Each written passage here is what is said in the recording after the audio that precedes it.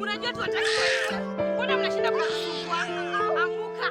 Baba wa Taifa alipotoka gerezani aliwakuta wajumbe wetu wametengana vibaya sana.